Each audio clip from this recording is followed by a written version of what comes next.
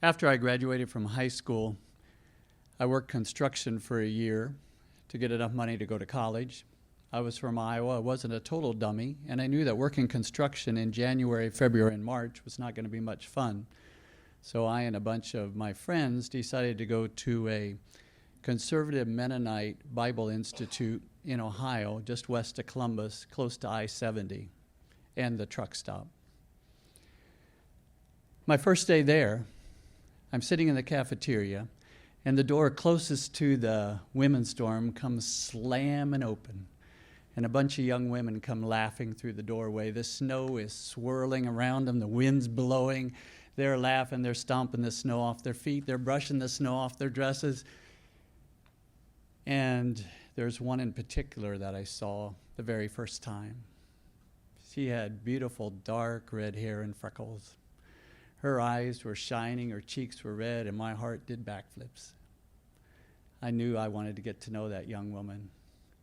A week later, we were in line for giving blood. She was like 15 people ahead of me, and the line went back and forth across the room, so every time we got to the corner, I would kind of slide ahead of people. I got some funny looks, but eventually I got up and I got to talk to her. She was really nice. Her name was Sylvia. She was from Narvon, Pennsylvania. I had no idea where that was. I thought, I should ask this woman for a date, but I put it off.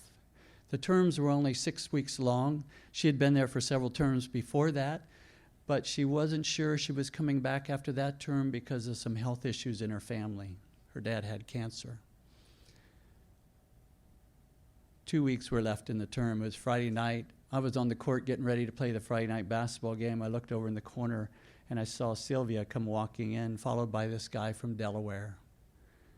I'm like, are they having a date?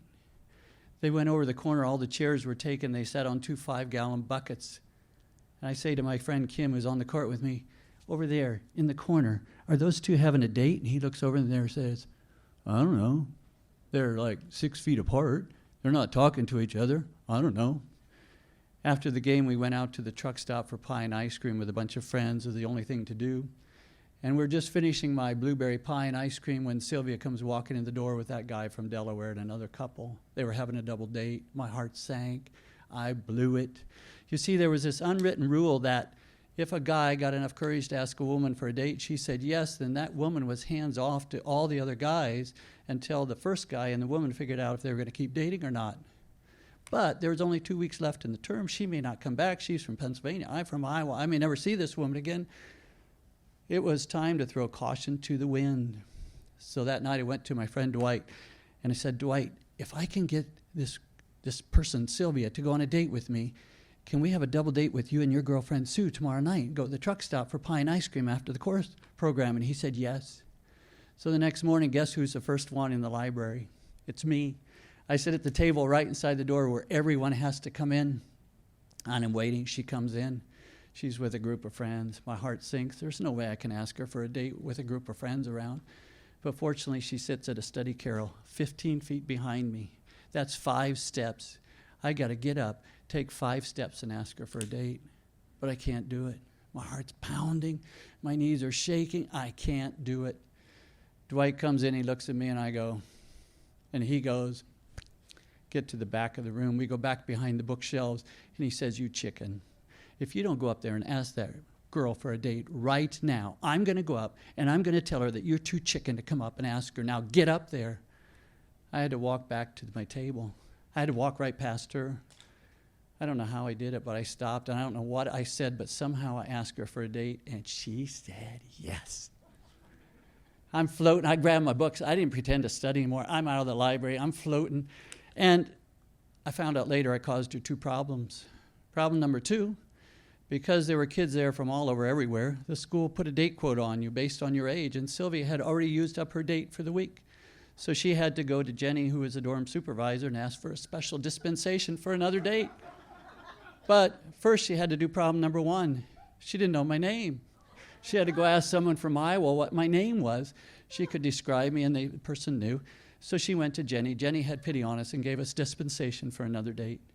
So after the course program, we hopped in my dark blue Pinto with Dwight and Sue, and we drove out to the truck stop.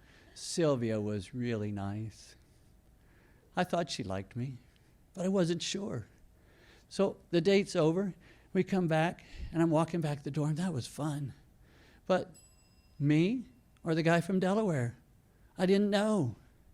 So Monday night, I took some work, and I sat in a place where I was sure she'd come walking through. Sure enough, she did with some friends. She said hi. I said hi. She kept on walking. 5 minutes later, she came back by herself. She sat down. We talked for an hour. We were officially dating. We went to the same college in Virginia. We got married between her junior and senior year. 42 years this summer on August 2nd. And I still get backflips when I see her. Every year on February 5, I call Dwight, say thank you, and thank you.